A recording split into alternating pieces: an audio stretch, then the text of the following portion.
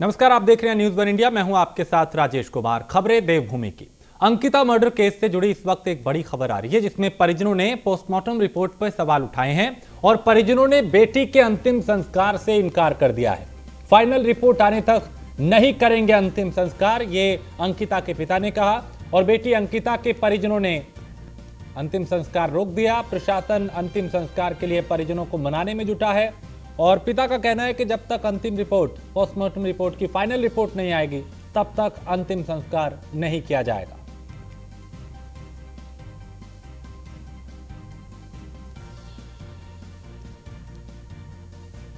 तो प्रशासन अंतिम संस्कार के लिए परिजनों को मनाने में जुटा हुआ है और अंकिता मर्डर केस से जुड़ी इस वक्त ये बड़ी खबर,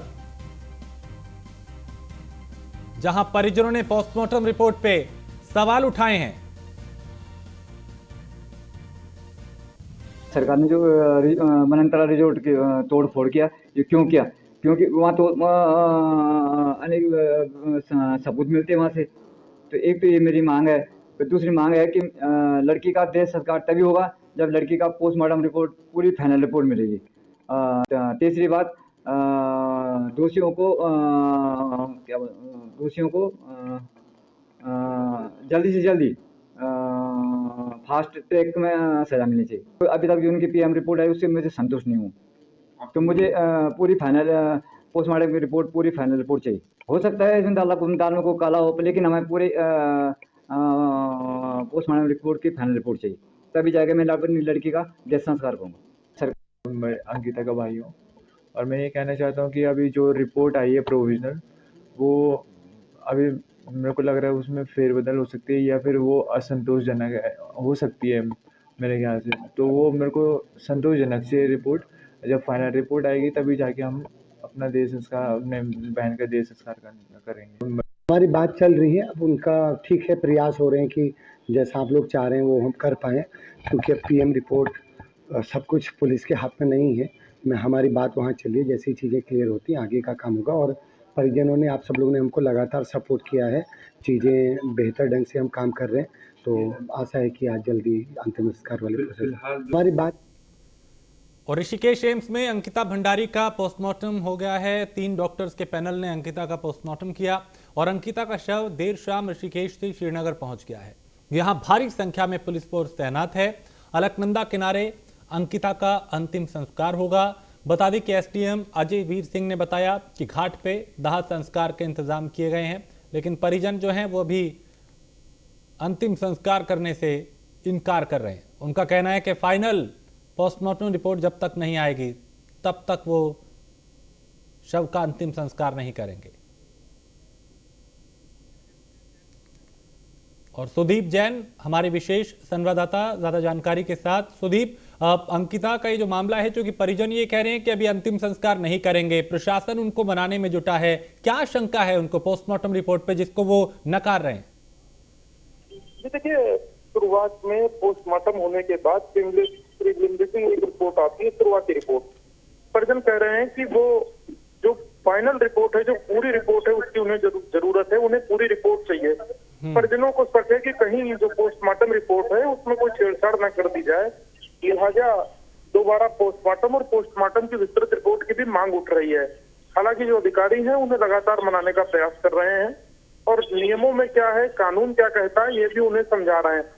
जबकि एक विषय ये भी आ रहा है कि जो रिजॉर्ट तोड़ा गया उसकी अनुमति डीएम ने नहीं दी थी और रिजॉर्ट जब तोड़ा गया तो एक कमरा ऐसा, जब रिजॉर्ट तोड़ा गया तो वो ऐसा कमरा टूट गया जिसमें स्वयं अंकिता रुकी हुई थी। तो एक जी और इल्जाम ये है कि वो कमरा टूटने से साक्ष्य खत्म हो गया, जबकि साक्ष्य एएसपी पौड़ी कहते हैं कि साक्ष्य कहीं नहीं हुए हैं। जिन चीजों की आवश्यकता है, जो जानकारी है, वो सभी साक्ष्य और जो तकनीकी क्लू होते हैं वो सारे एकत्रित कर लिए गए। ये एक प्रकार से भ्रम पैदा करने की कोशिश की जा रही है भीड़ के द्वारा और कहीं ना कहीं एक अनावश्यक डर का माहौल पैदा किया जा रहा है। लेकिन सुदीप, जैसा ये रातों रात यहाँ पे कार्रवाई की गई, इसे सील भी किया जा सकता था, इसे सीज किया जा सकता था, फिर गिराने की नौबत ऐसी आई। क्या जल्दबाजी में कुछ इस तरह का फैसला लग रहा है? क्योंकि लोग ये कह रहे हैं कि सबूत मिटाने की कोशिश की गई है। जी, वही मैं कहना चाह रहा हूँ कि जो रातों रात ये बुलडोजर पहुंचा, डीएम कह रहे हैं मुझे जानकारी नहीं है, अधिकारी इस विषय में बोल नहीं रहे हैं। फिर आखिर रिजॉर्ट किसने तोड़ा? हाँ, और जिलाधिकारी पौड़ी ने अब एसडीएम से रिपोर्ट भी मांगी है कि भाई ये रिजॉर्ट कैसे टूटा और कौन बुलडोजर लेके गया, इसकी इस पर रिपोर्ट उपलब्ध कराए। तो अभी क्या ये अंतिम संस्कार परिजन करने के लिए मान गए हैं, या अभी भी इनको इंतजार है कि फाइनल रिपोर्ट आएगी उसके बाद ही करेंगे? ये अभी तक पोस्टमार्टम हो जाने की जानकारी नहीं है। हाँ, और परिजनों को हालांकि मनाने का, समझाने का प्रयास किया जा रहा है। चलिए, बहुत शुक्रिया सुदीप जानकारी के लिए। तो अभी परिजन जो हैं उनको मनाने में प्रशासन जुटा हुआ है कि किसी तरीके से वो अंतिम संस्कार करें, लेकिन परिजन ये कह रहे हैं कि वो जब तक फाइनल पोस्टमार्टम रिपोर्ट नहीं आ जाती तब तक अंतिम संस्कार नहीं करेंगे।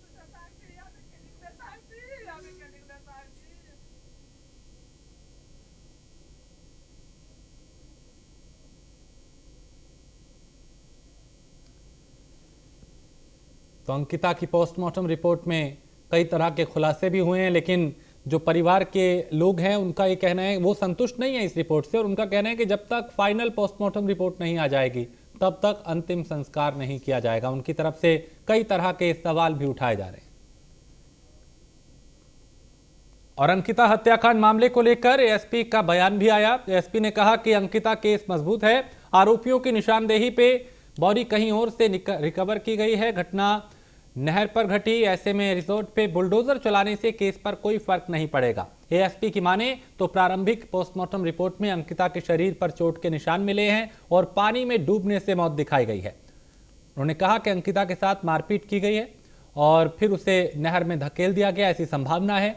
अंकिता मामले की जांच एसआईटी को सौंपी गई है। मैं एडिशनल एसपी कोटद्वार, जैसा कि कुछ मीडिया ग्रुपों में पोर्टल में ये चल रहा है कि रिजॉर्ट में साक्ष्य मिटाए गए हैं, मैं सभी लोगों को इंश्योर कर रहा हूँ कि 22 तारीख को ही हमारी टीम ने, हमारे आईओ ने रिजॉर्ट में जाकर के सारी वीडियोग्राफी करी है जहां बिटिया रहती थी जिस कमरे में, और अगली सुबह हमारी फॉरेंसिक टीम ने सारे जो इलेक्ट्रॉनिक एविडेंसेज, जो साइंटिफिक एविडेंसेज हैं उसको कलेक्ट कर रखा है। कहीं किसी भी प्रकार का कोई एविडेंस डिस्ट्रॉय नहीं हुआ और हमारे पास पर्याप्त साक्ष्य हैं जिससे हम अपराधियों को उनके अंतिम अंजाम तक पहुंचाएंगे। और देहरादून में विधानसभा में बैकडोर भर्तियों को लेकर विधानसभा अध्यक्ष ने बड़ा फैसला लेते हुए बीते दिनों विधानसभा की भर्तियों को रद्द कर दिया है। उत्तराखंड के लोगों को एक बड़ा संदेश देने का काम भी किया। और वहीं दूसरी तरफ विधानसभा अध्यक्ष ने कहा कि विधानसभा में जो भी नियुक्तियां की जाएंगी उसे पूरी पारदर्शिता के साथ किया जाएगा। साथ ही विधानसभा में भर्तियां जरूरत के हिसाब से की जाएंगी और परीक्षा प्रतियोगिता का आयोजन किया जाएगा।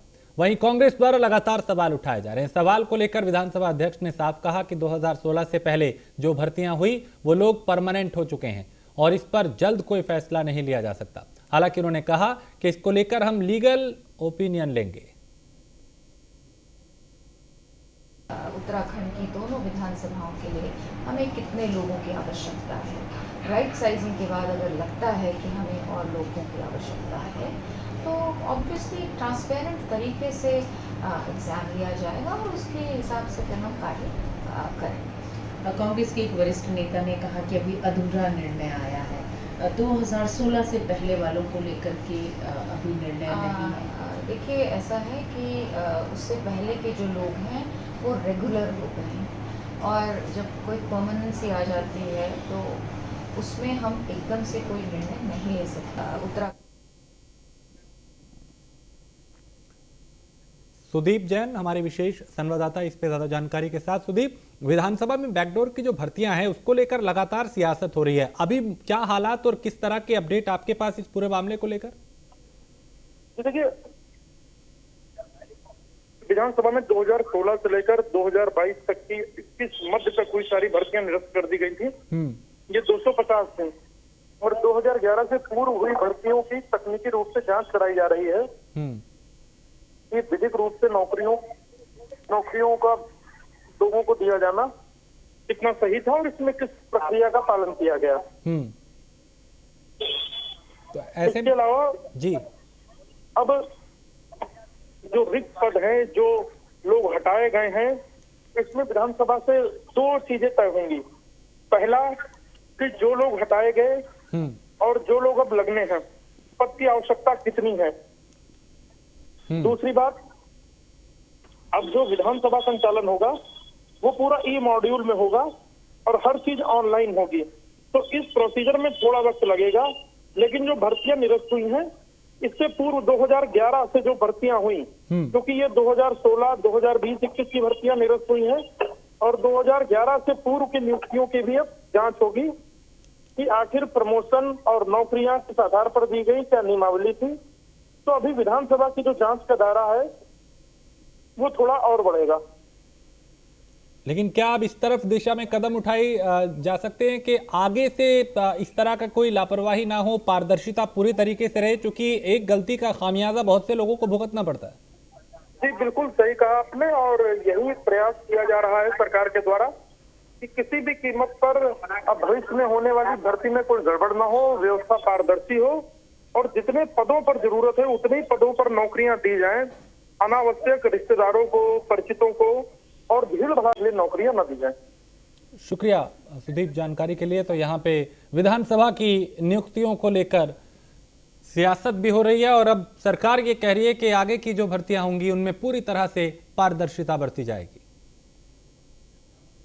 मसूरी में पंडित दीनदयाल उपाध्याय की 107वीं जयंती पे बीजेपी कार्यकर्ताओं ने घंटाघर स्थित पंडित दीनदयाल पार्क में दीनदयाल की प्रतिमा पे पुष्प अर्पित किए। इस मौके पे बीजेपी कार्यकर्ताओं ने पंडित दीनदयाल अमर रहें के नारे भी लगाए, वहीं उनके विचारों को जीवन में उतारने का संकल्प लिया। बता दें कि बीजेपी कार्यकर्ताओं ने अपने घरों से भोजन बना के लाए और दीनदयाल पार्क पे सामूहिक रूप से एक दूसरे का भोजन ग्रहण कर भाईचारे का संदेश दिया। बीजेपी के जो स्थानीय नेता है वो भी यहाँ पे कई मौजूद रहे।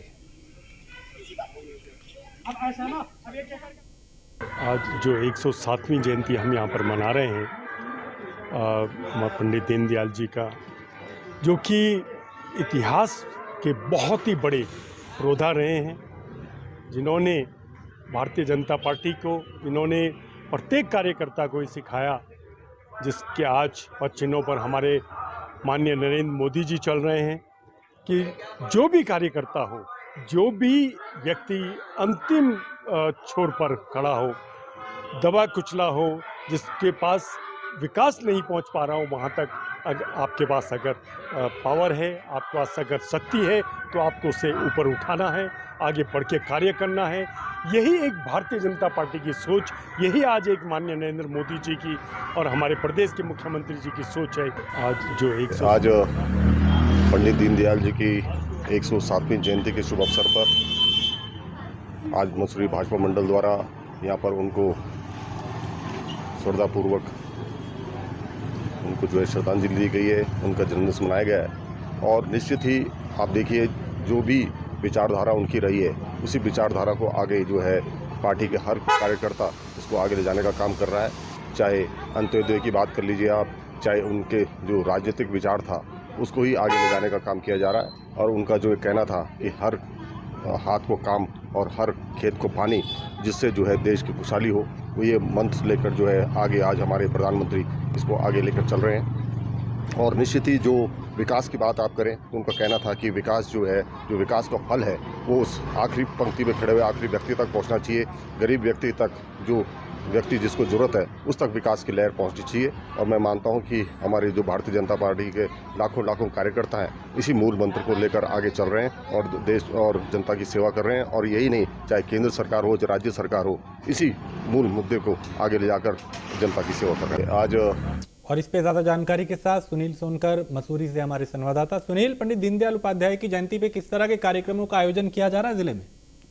जी देखिए, अगर बात करी जाए तो मसूरी में वो काफी भव्य रूप से पंडित दीनदयाल जी की जयंती मनाई जा रही है। यहाँ पर चाय भोज का भी आयोजन किया गया, जिसमें भाजपा के सभी कार्यकर्ताओं ने अपने घरों से भोजन बनाया और यहीं दीनदयाल चौक पर सभी लोगों ने सामूहिक रूप से भोजन किया और कहीं ना कहीं भाईचारे का भी संदेश देने का काम यहाँ पर किया गया है। और काफी भव्य रूप से इस कार्यक्रम को यहाँ पर मनाया जा रहा है और पंडित दीनदयाल जी के बताए हुए मार्गों पर चलने का संकल्प यहाँ पर लिया गया है। जी बहुत शुक्रिया जानकारी के लिए। तो पंडित दीनदयाल के संकल्प पे, उनके मार्ग पे चलने का संकल्प यहाँ पे कार्यकर्ताओं ने भी लिया। तो समाज सेवा को समर्पित किया उन्होंने अपना जीवन, ऐसा यहाँ पे कहा गया और बताया गया, उनके जीवन पे प्रकाश डाला गया। और यहाँ बीजेपी कार्यकर्ता पदाधिकारियों ने भाईचारे का संदेश दिया।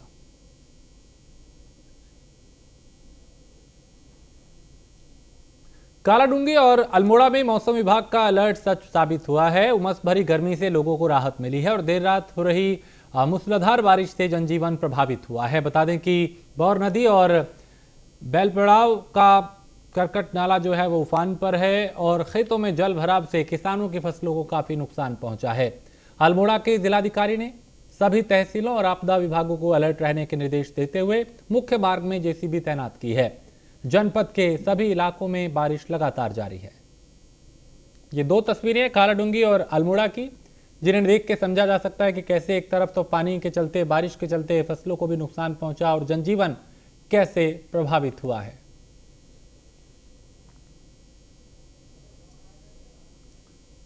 तो जो मौसम विभाग ने अलर्ट जारी किया था वो सच साबित हुआ है और देर रात से यहाँ पे बारिश हो रही है, जिसके चलते लोगों को कई तरह की दिक्कतों का सामना भी करना पड़ रहा है। कालाडूंगी और अल्मोड़ा की ये तस्वीरें, जिला प्रशासन ने अलर्ट मोड पर रहने के निर्देश दिए हैं, यानी जिला प्रशासन जो है वो पूरी तरह से एक्टिव है। अल्मोड़ा और कालाडूंगी की ये दो तस्वीरें, जहां बारिश ने लोगों की मुसीबतों को बढ़ा दिया।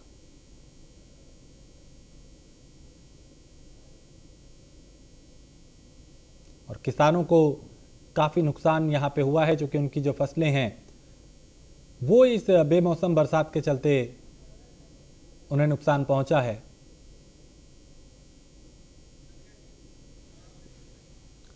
चंपावत जिले में देर रात से हो रही लगातार भारी बारिश के चलते जनजीवन प्रभावित हुआ है। टनकपुर चंपावत एनएच कई जगहों पे मलबा आने के चलते बंद हो गया। कई राज्य सड़कें भी बंद हो चुकी हैं। वहीं टनकपुर पूर्णागिरी सड़क में किरोड़ा नाले के उफान मामले से यातायात बंद हो चुका है। स्थानीय प्रशासन ने टनकपुर और चंपावत मुख्यालय में यातायात को रोककर वाया हल्द्वानी डाइवर्ट कर दिया और चंपावत के डीएम नरेंद्र सिंह भंडारी ने सभी अधिकारियों को अलर्ट मोड पर रखा है। उन्होंने कहा कि भारी बारिश के चलते पहाड़ से लगातार मलबा आने से एनएच खोलने में काफ़ी दिक्कतों का सामना करना पड़ा। कुल मिला के भारी बारिश के चलते जनजीवन यहाँ पे प्रभावित हुआ है।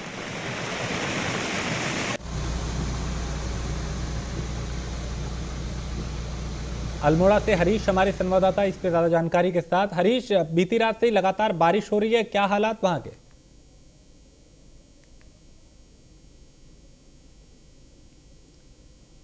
हरीश, आप सुन पा रहे हैं मुझे?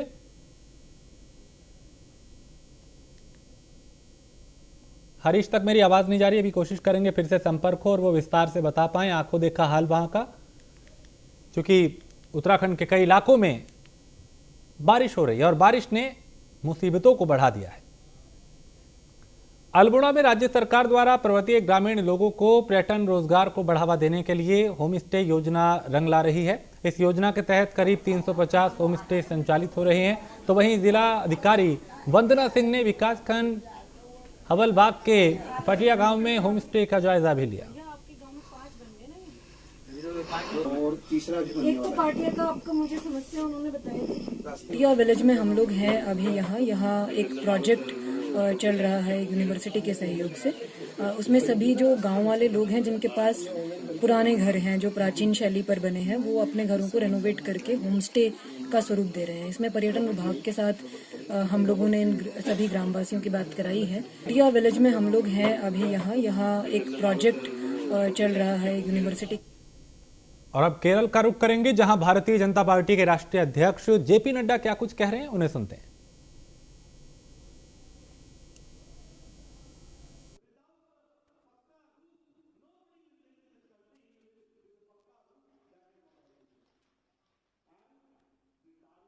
संबोधित कर रहे हैं और जाहिर है यहां पे सरकार की उपलब्धियों का जिक्र कर रहे हैं कि क्या उपलब्धियां रही और कैसे प्रधानमंत्री के नेतृत्व में देश आगे बढ़ रहा है।